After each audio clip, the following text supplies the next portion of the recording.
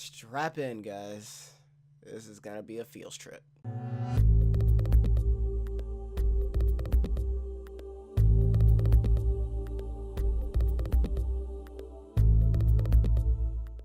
Hey guys, it's Perglane, and today we are gonna be playing Narcissu.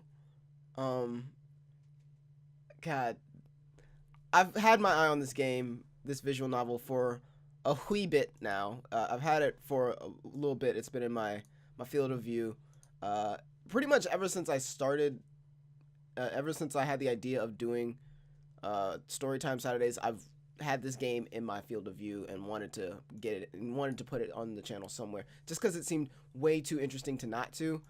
But the one thing I do know about it is that we are probably all going to try to shed tears. This looks like Wolf Children, but this looks like a Wolf Children feeling with not as much happiness at the end. That's what it looks like to me, if you're asking. But just so you guys kind of know what you're getting into, because I feel like it's only fair, I'm gonna read you guys the description straight from Steam. So this is a story of disease and suffering, of medication and adverse effects, of thoracotomy scars and cellular poisons, of the living who cannot help but to die, and the dying who cannot help but to live, of a resting place other than on SF or at home. So this is going to be a legit feels trip. I already know it. I can't help but be excited because I do want to know what the story behind it is. I really do. I don't know anything about it. I'm going into this completely blind. All I know is that I know that it'll hurt my soul a little bit on the inside, and then I'll regret it later. But that's later, that we can regret things together.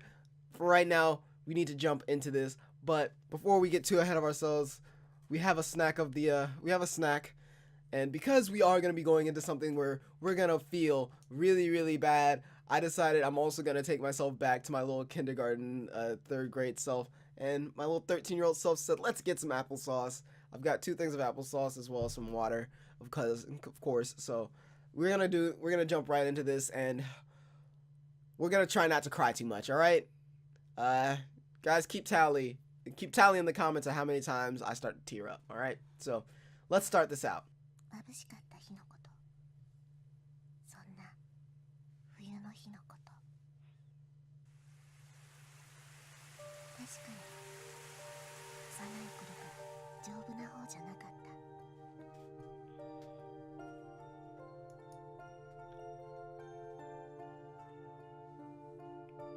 But even so, I went to grade school normally during summer vacation. I played until I was very tanned, very dark.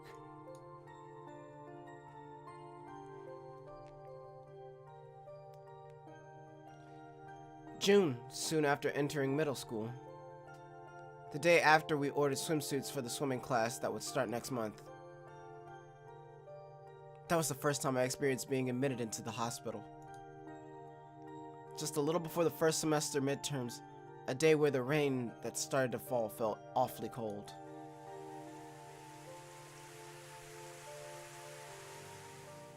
In the midst of that pure white sky of the rainy season, in the beginning, everyone in the class came to visit me each day.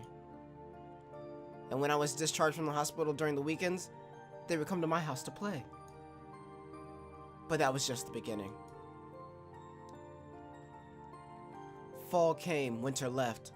Hospitalized, discharged, outpatient care, and then starting again with hospitalization.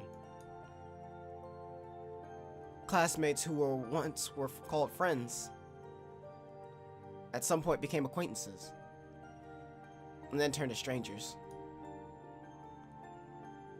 With each turning of the season, it seemed that I was disappearing from their memories.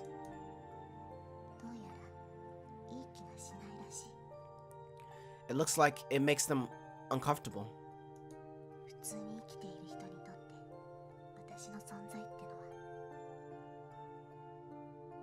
For those who live normally, my very existence, that's why I seem to have been erased.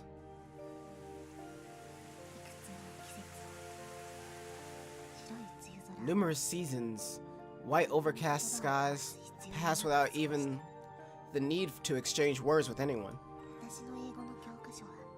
My English textbook from the first year midterms onwards remained brand new. Oops. It was there that my time seems to have stopped.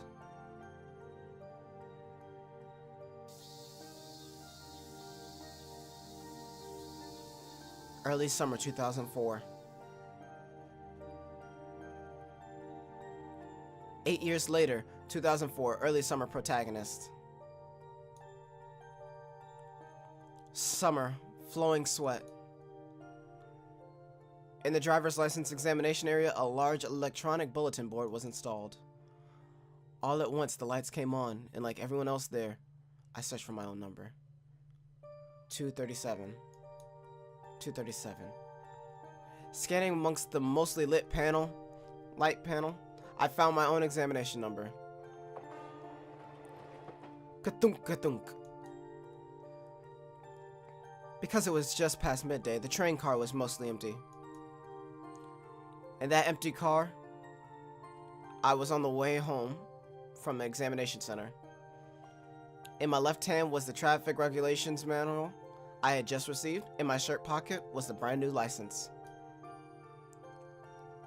With this, I'm also normally licensed, eh? I murmured somewhat seriously, but didn't feel any particularly strong emotion. It's not like I wanted to drive cars, nor did I really have another purpose in mind. It was just people around me were going to the training center, and I had recommended that I at least get a driver's license.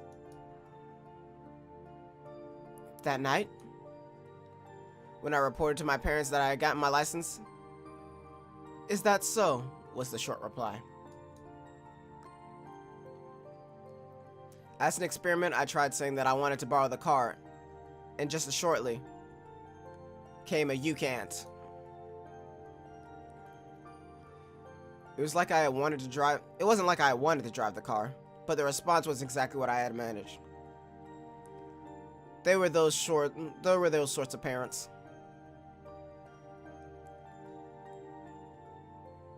The next day, upon waking up, my chest hurt, and so I was taken to the hospital. Normally, I had little to do with things involving sickness. That was why waiting in the initial waiting room felt extremely boring.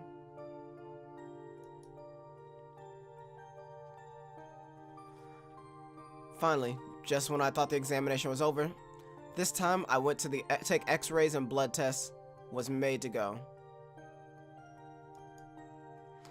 On top of that, for a long, long time, I was made to wait in the boredom. Without noticing, I had finished reading 3 books of jump manga that was in the waiting room and was reaching for a 4th. And just like that, I was made to do the paperwork for being admitted into the hospital. The brand new driver's license that still lay in my shirt pocket, it looked like the time for its debut was a ways off.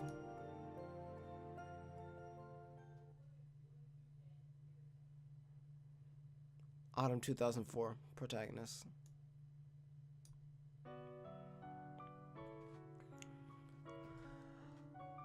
Around when those very noisy cicadas had stopped crying, as usual, I was in the hospital.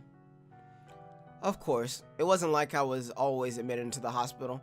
I would be in and out. Last month, I had my first experience with surgery. After being discharged, I commuted 5 minutes for outpatient care by scooter. And even from then on, admitted, discharged, outpatient care, gradually moving to being admitted again.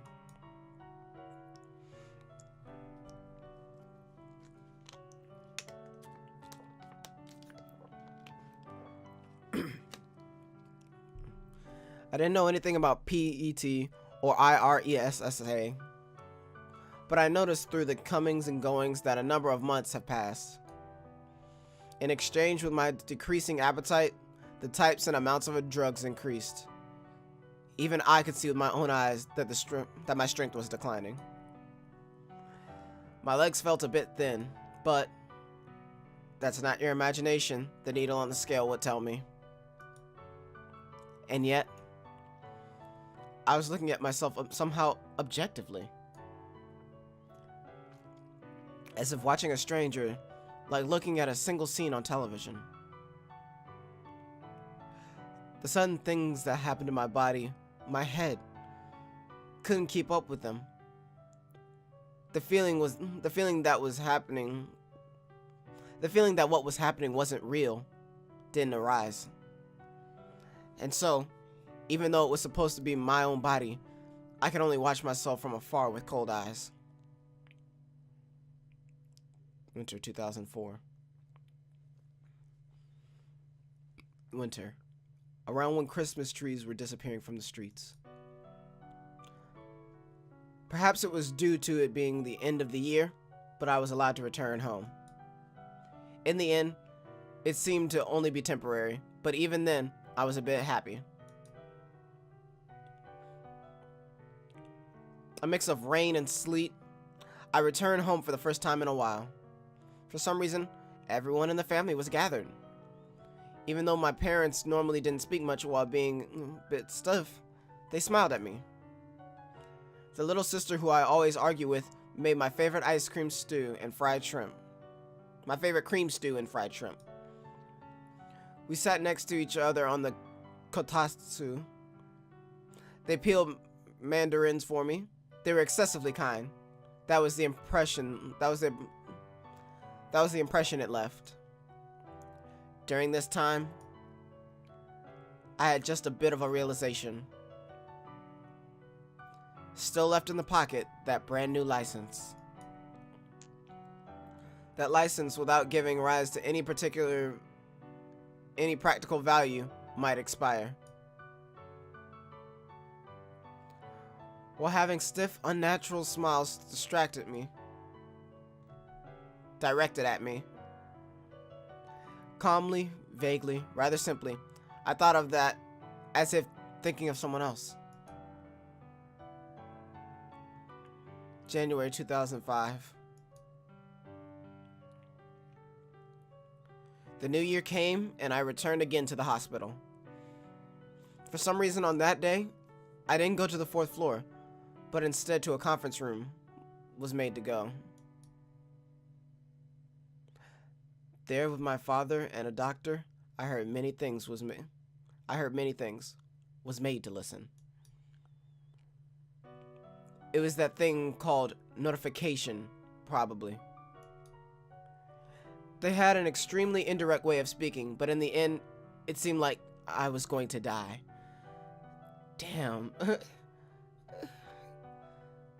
Damn. Okay.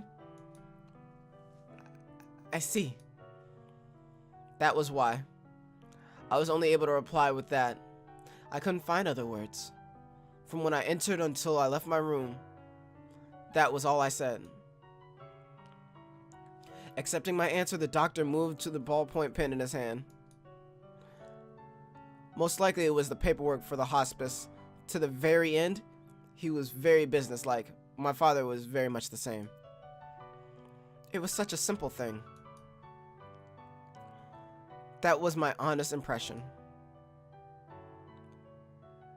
And then between that day and the next, I changed from the 4th to the 7th floor, from a 6-patient room to a single.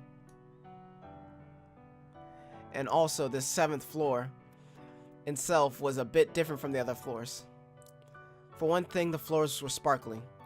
The ceilings were much higher, much broader. Inside the rooms, it was extremely clean. The large windows seemed designed to let in lots of light. However, the windows only opened a tiny bit. When I tried measuring, it was just slightly smaller than allowing your head to pass through. The other thing was the color of the ID bracelets changed. Since the day I was admitted, a vinyl bracelet was always wrapped around my wrist. Upon it was my name and blood type. The color had changed from blue to white. High ceilings, white vinyl bracelets, windows that could only open 15 centimeters. The day I was transferred to the 7th floor, It was when the boring New Year's programs were still being broadcast. The time I met her for the first time was also at the very beginning of the year.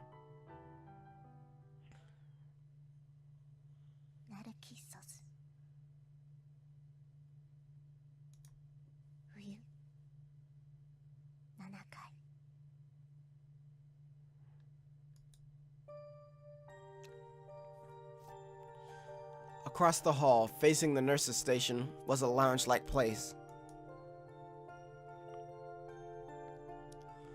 Left in that unpopulated place was a number of sofas, folding chairs, and a large television. On that 28-inch CRT, a meaningless New Year's program was running. Watching that boring television with an equally bored expression was some girl. She had a small build and wore pink pajamas. Her wrist had, just like I did, a white bracelet. Hair that was to her hips left an impression. Hey you, is that interesting? There wasn't any particularly deep meaning. Since there was no one around, I tried speaking to her profile. Not particularly. That was all she replied with. She didn't even turn towards me, even though I had spoken to her. Perhaps she had absolutely no interest in me. She continued to gaze at the television with a bored look. If it's boring, you don't have to watch it. As I thought that, I also sat down in a folding chair. And sitting next to her, I gazed at the television. There was nothing else to do, nothing else I could do.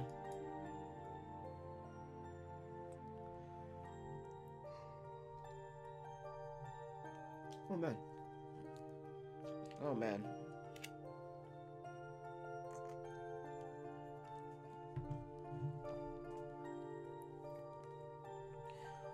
Quietly, we continued to gaze at the television. On the screen were the usual New Year's programs, pathetic impersonations and parlor tricks. Occasionally ringing out the host's stupidly high-pitched laugh. In the pure white, sunlit room, it dryly reverberated.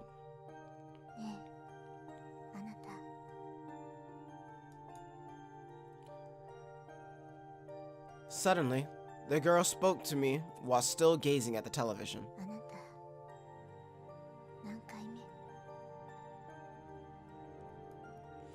Okay, so since all the translation or all the voices are in Japanese, I went ahead and I just turned it off. I'll just read it all out. I was hoping that they'd be in English, but apparently not.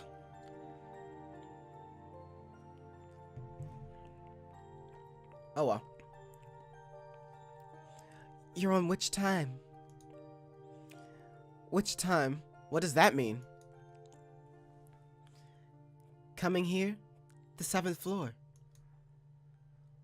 Sorry, I don't understand the meaning of the question. I see. It's your first.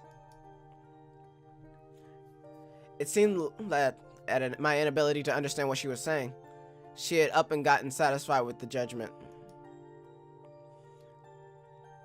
Well, there's no one else around, so it's my duty. Duty? There's that kind of rule.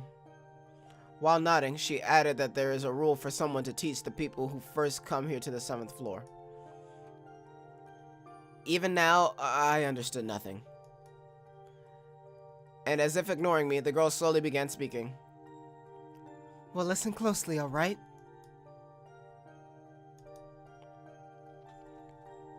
The girl's words came by ones and twos. They were slightly different compared to the doctor's speech that I had heard up until coming here. In that business-like speech from the doctor, it was said that this was a place to await the advancement of medicine. It was also called a place for healing the heart, most likely, broadly speaking, that was probably correct. However, from what that girl said, that was a facade. The 7th floor was within the hospital, but was the only place that didn't give treatments. Simply a place to wait for the end of life. We all knew it. But when it says it, it just hammers it back in. It's no bueno.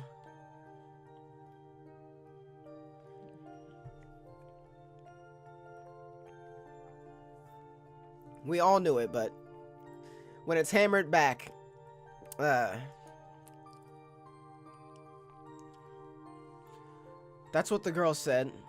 That's what I also felt and had the same perception. I'm only my 2nd time, you see. 2nd time? What's that? Coming to this place. And the girl taught me. This place called the 7th floor. To be here from the moment of admission all the way until dying, first of all, apparently didn't happen.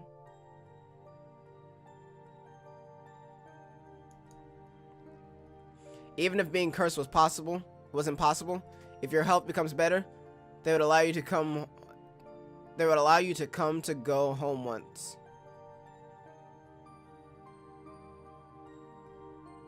That didn't make sense. Okay, that was just poor translation. Making sure. But after a while, and it turns bad. After a while, it turns bad. Once it turns back, you come back again. Amongst those comings and goings, eventually, you die. The place where life ran out. It was only deferred between home and the 7th floor. Without fail, one would die in either of those. It seemed no one has ever escaped that. It was with that meaning that the girl had meant by saying it was her 2nd time. Well, I'll only say this once. So from here on, listen well. Still looking at the dull screen, the girl continued speaking even more. The subject being not about what time the lights would be out and the normal sorts of topics exchanged between admitted patients.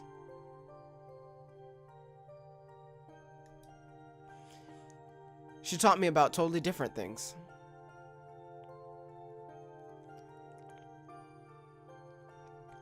On the 3rd time, you're given a temporary discharge. Oh, sorry. On the 3rd time, you're given a temporary discharge. Prepare yourself. There's never a 4th. You won't be going home anymore. If there's a time that you want to run away, go not to Station A, but towards Station B. Don't eat anything. That is the shortest path. It will end with the least burden onto your family. It was only full of these sorts of topics that gives one pause. Most likely it was something only for the people who came here.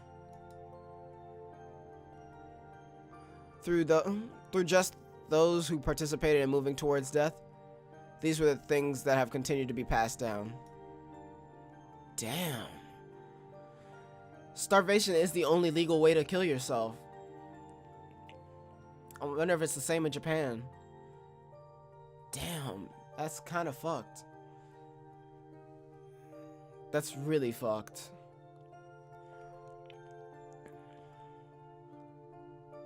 Was the duty you mentioned earlier this? Yes, that's right. Someday you tell it to newcomers too, okay? With those final words, the girl slowly stood up. Gently, her long hair swayed and brushed the tip of my nose.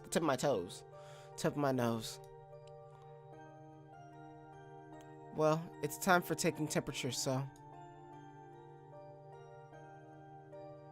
And then, just like that, with her back facing me, she began walking towards the hall. I was left alone in that place, with the laughing voice from the screen, and the white flowers decorating around the window. In the end, the girl never once looked in my direction.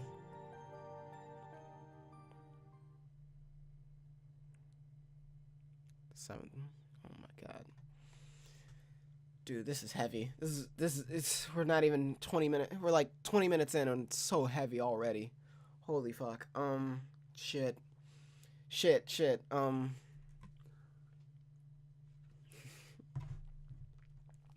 Bro, this is heavy. She real deal just said, if you're gonna kill yourself, well, if you're gonna run away, go to station A, not B.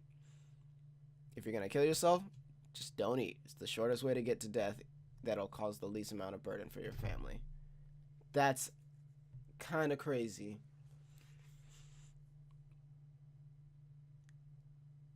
That's really crazy that just being on this floor, they tell you the different ways to like keep things. Like, that's kind of fucked. They're like, yo, no one ever comes back for a fourth time. No one ever does this. No one ever does that. They just straight up tell you. That's kind of fucked. It's like, people are here because they're gonna die. If you want to help yourself out, don't eat. Like, that's so fucked that they would just do that. I mean, I understand, because, like, if you're that close to death and no one's going to tell you that you're that close to death, they're not going to be honest with you, but you already fucking know. I mean, someone's got to be real with you, so it might as well be the other people who are, like, have to live through the situation, so. Or have to not live through the situation. Damn. Okay. Shit. Heavy as all fuck, man. From then, when a few days have passed, finally the New Year's programs ended, and soon the third terms of middle and high school will be starting. Today in the lounge, once more, the figures of the girl and I were staring at the television. It's boring, isn't it? Indeed. The word came back in reply, but both of us were conversing while continuing to gaze at the screen. Hey, is this place always like this? I don't understand the meaning of your question. I meant how there's no one around. Nurses, doctors, and added to that, helpers. And add to that the helpers, if you take them out, then aside for your own caregivers, I had never seen anyone else. I guess it's because it's the New Year's.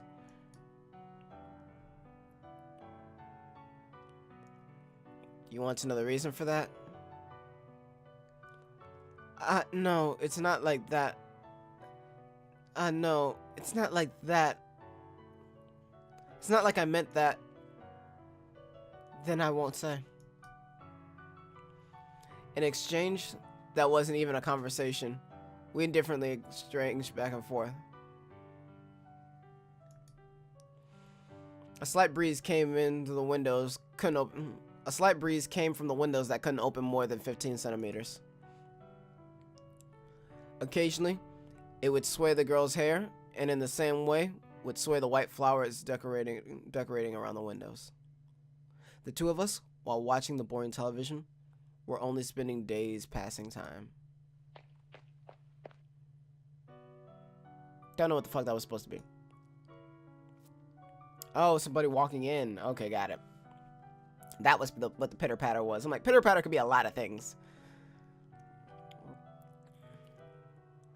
Oh, the two of you were in a place like this. Saying that while she rushed up was an elderly nurse. From just glancing at the nurse's station once in a while, This person seemed to be the chief of the 7th floor. So, Setsumi-san, you don't have a fever? So, Setsumi-san, you don't have a fever? It's alright. I don't have one. Setsumi? Apparently that was this girl's name.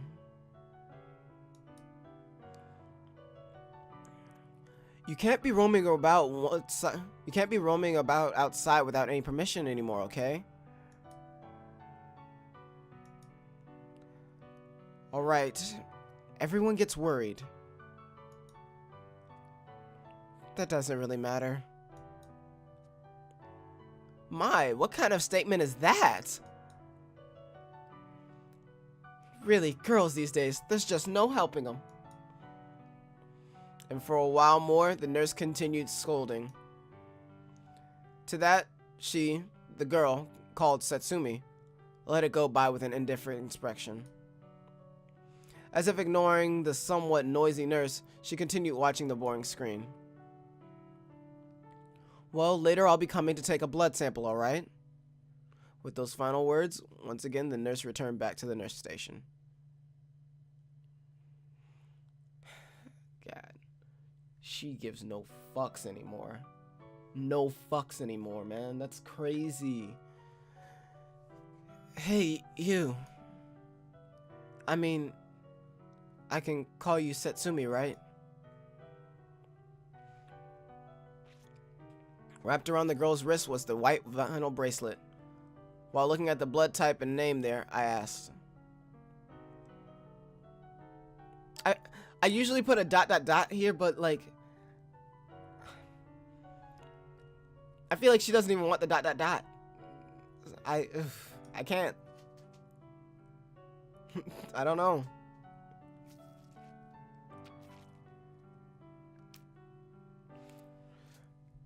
Is something wrong, Setsumi?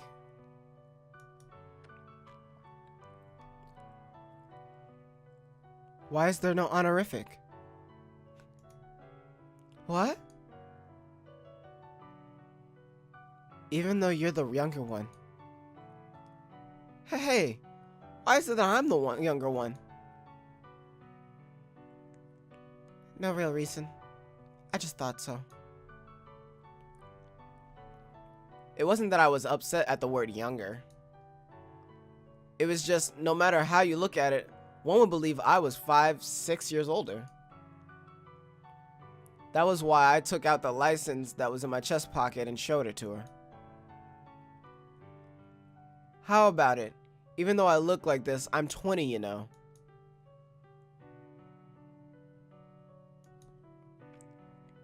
Like I thought.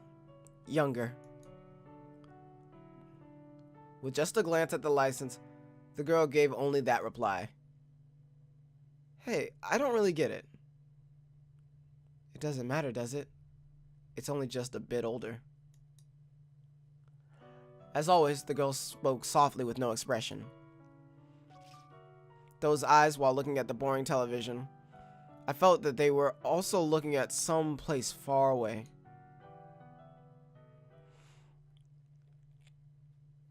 And for those who aren't very engrossed in Japanese culture, when they say honorific, that's the san, chan, sun, all those at the end of the names. Like if you ever were to watch any anime or whatever, and if they say something in Japanese, they say, like if this person's name is Tasukumi, they would say Tasukumi-san or Tasukumi-sun, or for females, they say chan or jun or blah blah blah.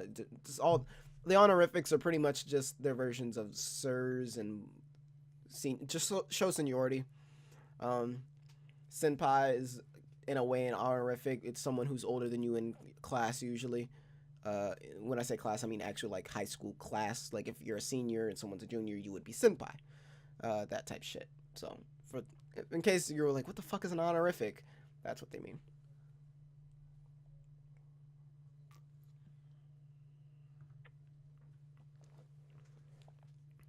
It's kind of rude in Japanese culture to just call somebody just by their name if you just met them.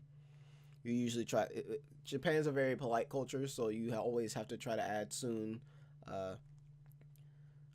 You use a lot of please, thank yous, sorries, all that type of stuff. So that's why she's like, why the fuck is there no honorific? And that's actually kind of joking, which is, I would have thought out of character. But the way she did it, she didn't give much of a fuck.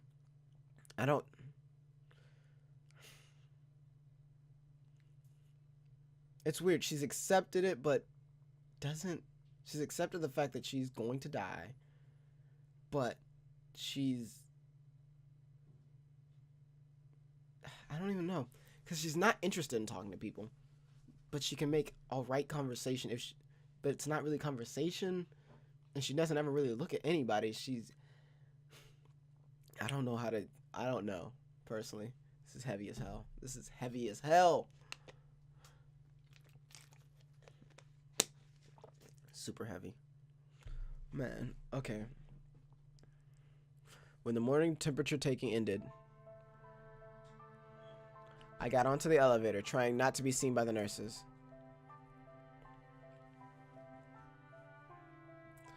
Coming to the first floor, deliberately passing through the entrance for the outpatients, I just kept walking out of the hospital. The destination was the place I was taught before. Not the nearby Station A, but the far Station B. It wasn't like I was planning on running away. The 7th floor or home. There was no one who died outside of those two stations. Outside of those two. Before that was what I heard. It also seemed that the girl called Satsumi had always gone many times to Station B. That's why, for no real reason, I simply felt like wanting to go to see that place once. It's not like there are guards around. Even so, us residents of 7th floor were different from other admitted patients. While also thinking about the but maybe, I continued walking on the street to the early morning station area. Glancing at our hurry, commuters and people going to school, I slowly moved on at a measured pace. After walking a while, taking about 25 minutes, I finally arrived before the station. In terms of bus stops, it was about 4's distance. In a way, there's quite a bit of people around. That was the first impression upon seeing Station B. Because my clothes were pajamas, I stood out somewhat. However, if just like this, I bought a train ticket, I felt could without a single problem go anywhere. Why was it not Station A, but this Station B that was recommended? I didn't know. However, if one were planning to run away, I thought it was a simple thing. Certainly the girl was also supposed to have come many times, but why was it that she still remained in the 7th floor even now, I wonder?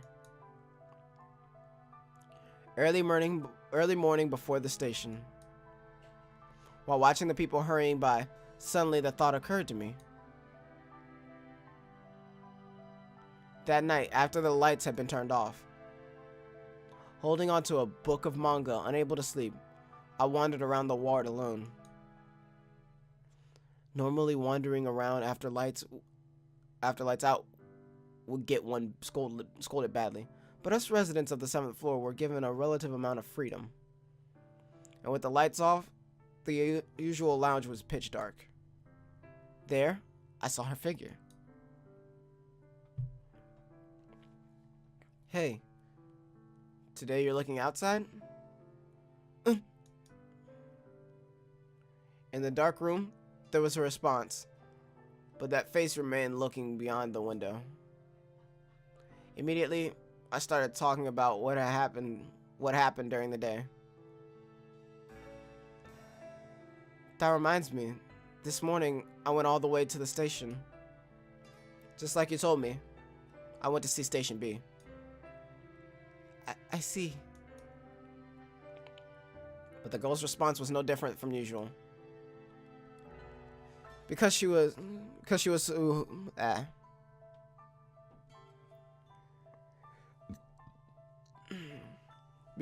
supposed to have gone before, I thought that there might have been some kind of reaction, but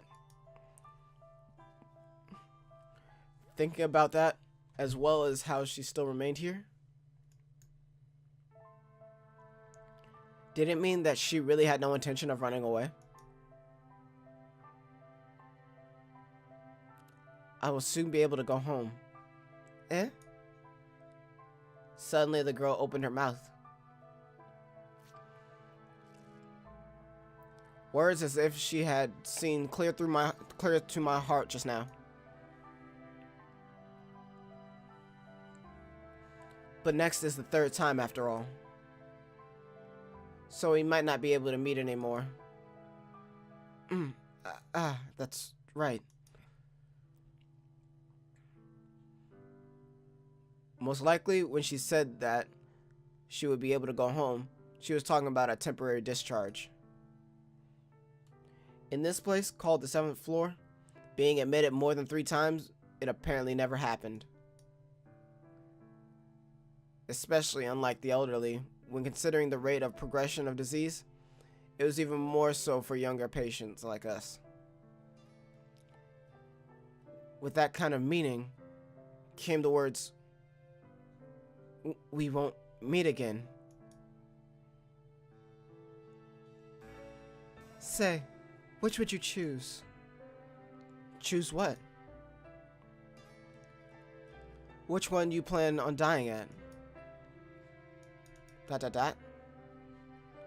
Suddenly hearing the word death, my words caught for just a moment.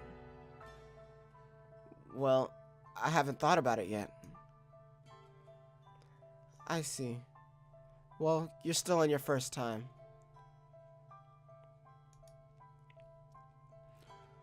The girl spoke in a lonely murmur. Of course, I knew even I couldn't be here forever. Like everyone else, going in and out of the hospital, slowly weakening until someday, in the end, either the 7th floor or surrounded by thin smiles, it would come to a choice between those two, probably. I don't want home, but I don't want here either. Then what will you do? ... Nothing in particular. I won't do anything. While I'm still able to walk on my own, I'll just go somewhere. Somewhere? You? Even though it was obvious that if one wanted to run away, one could, this girl remained on the 7th floor. When I thought about that, do you have some other place to go? You want to pull me back? Eh? Or perhaps you want to come with me? No, I didn't mean it like that. Then don't ask. While gazing out the window, the girl spoke indifferently, as always. It had been a conversation where she did not even look in my direction. However, just that time, I saw her usual expressionless profile seemed sad. Taught that the 3rd temporary discharge would be the first time I've come to this 7th floor. And then a girl who would soon face her 2nd time. For me, I still couldn't really feel the things that were happening in reality, but someday, would I also come to make such a face?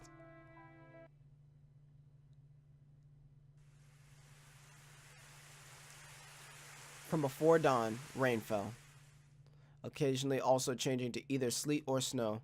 It lightly continued coming down.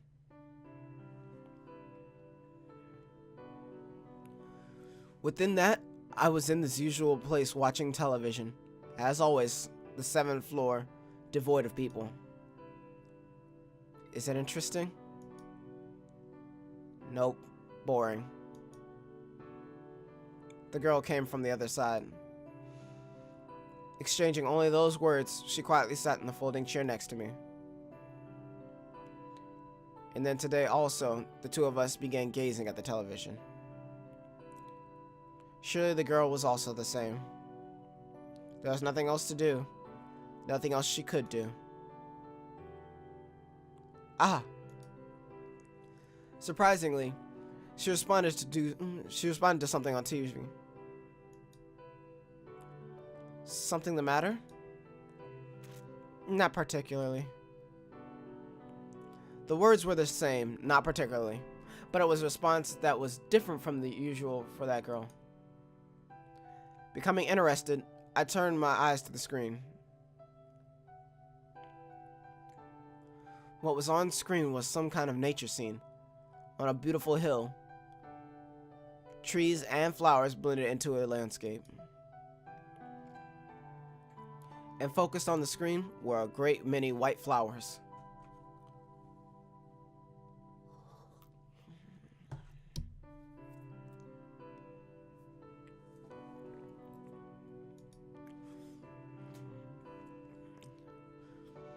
The flowers I remembered seeing before. They resembled the white flowers even now decorating the room by the windows. Are those the same flower?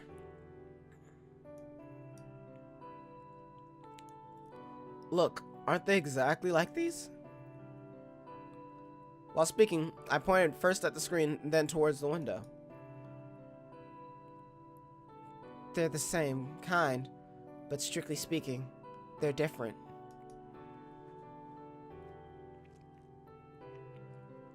Giving just a glance at the flowers by the window, the girl once again returned to gazing at the television while answering. To say the truth, even if she denied that they were the same to me, I didn't know the difference between the two. And anyways, for me, whether the flowers were the same or different, it didn't really matter. Instead of that, the girl normally would never participate in conversation. The girl surprisingly continued with her words.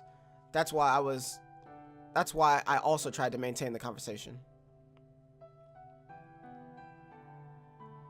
Are you maybe knowledgeable about this sort of thing?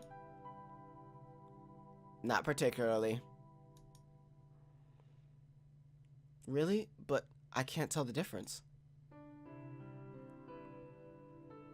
The white flowers blooming beyond the screen, the flowers in the vase beyond the girl's profile. While vaguely looking at them both, I continued further with my words. So these are orchids or lilies? Look, they've got a whitish color, right?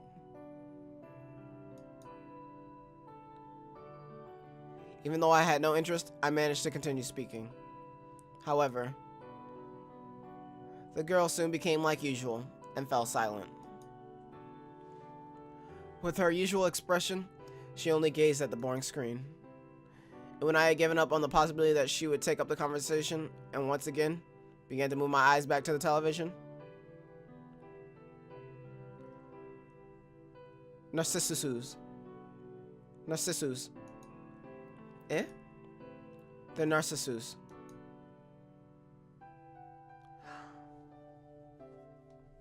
Oh. While answering, for the first time, she faced me. Swaying her long waist-length hair, she pointed at the flowers shown on the television. She looked at me. Just like that, just like the flowers displayed on the screen, there was a white vinyl bracelet wrapped around the wrist with white skin. The first time that I saw that face, I thought I saw the briefest of smiles. So we're quitting it here. Oh my god. This shit's heavy, dude. This shit's hella heavy. Seriously, like, this is seriously a heavy book. It's really, really cute. I like the art a lot. I like a lot about this book. I have a lot of quarrels with this book at the same time. But I have I like it a lot as well. It's a very deep, it's a very mature, not mature. It's a very deep book. You know what I'm saying? Like, it's very deep in what it's talking about, and the fact that it's touching on such a topic that is true, and it's like people are our age and younger sitting in hospitals being told that they were gonna die soon. Like, that's a thing that happens. And honestly, there's another game that I want to play and put on the channel sometime soon that is similar to that. And honestly, this book is just really deep, man. It's dark, not dark. It's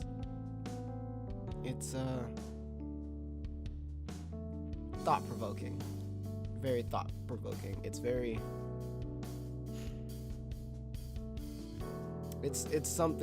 definitely something to experience, but it's heavy. It's very, very heavy. But all that being said, guys, it's been percolating. It's been real. I'm not gonna say it's been fun, because this has not been fun. This has been heart-wrenching. It's been real. It's been heart-wrenching. It's been real heart-wrenching. I'll talk to you guys in the next one. Peace.